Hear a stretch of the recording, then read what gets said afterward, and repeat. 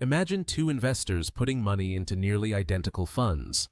They invest the same amount, earn the same market returns, and stay invested for decades.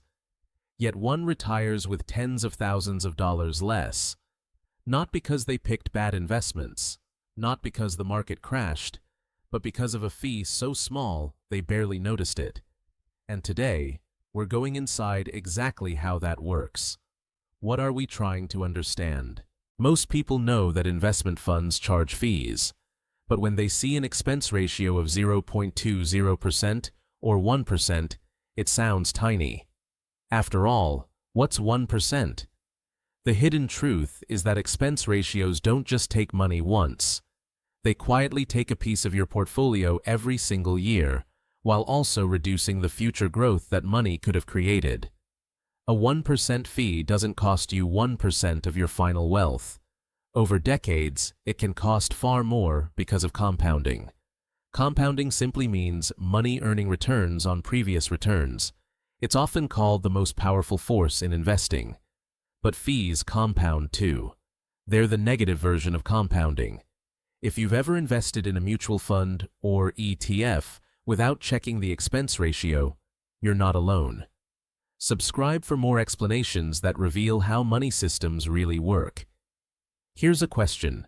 Would you rather pay a fee once today or lose a small amount every year forever? Keep that question in mind. Picture your investment account from the inside. You invest $10,000 into a fund. The fund manager operates the portfolio, handles administration, trading, reporting, and other services. To pay for those services, the fund charges an expense ratio.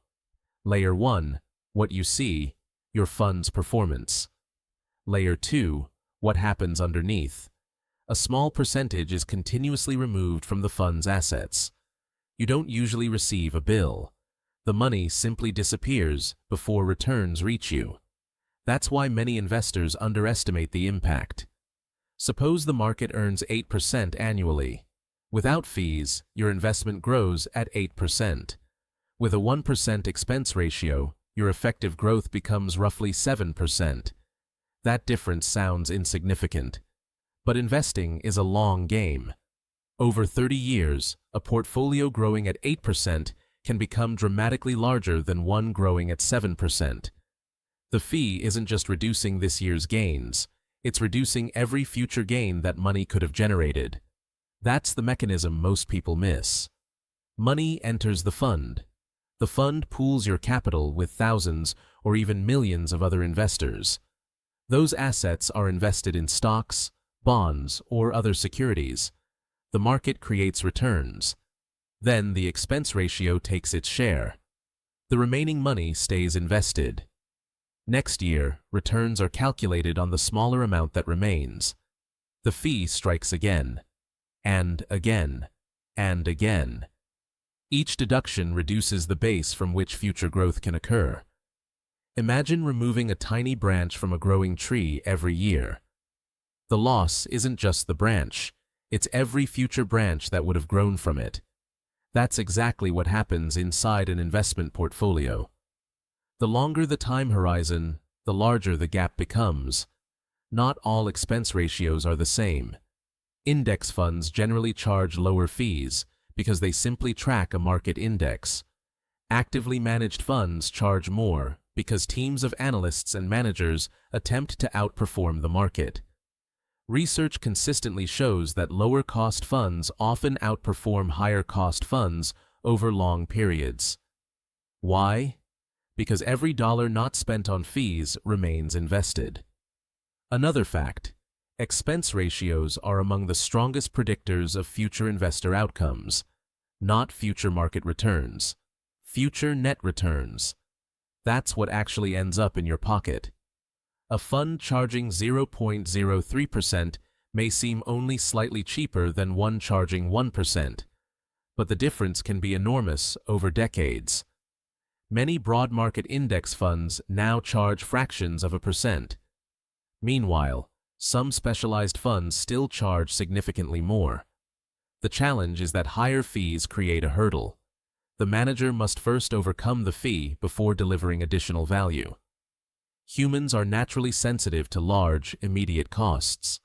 We're much less sensitive to tiny costs repeated thousands of times. That's why expense ratios are so powerful. They operate quietly. No warning notification, no monthly invoice, just a gradual transfer of wealth from investors to fund operators. And because the deduction happens automatically, many investors never notice. Low fees alone don't guarantee success. Investment strategy, diversification, and risk still matter. A cheap fund with a poor structure can still disappoint. But paying high fees creates an additional obstacle. You're asking your investments to work harder before you see results. Expense ratios emerged because investment funds require administration, compliance, custody, research, and operational support. Those services have real costs. The question isn't whether fees should exist. The question is how much you're paying for what you're receiving. Competition has pushed fees lower than ever before. Many providers now compete aggressively on cost. For investors, that's generally good news. Remember that earlier question? Would you rather pay once today or lose a small amount every year forever? They're not dangerous because they're large. They're dangerous because they're persistent.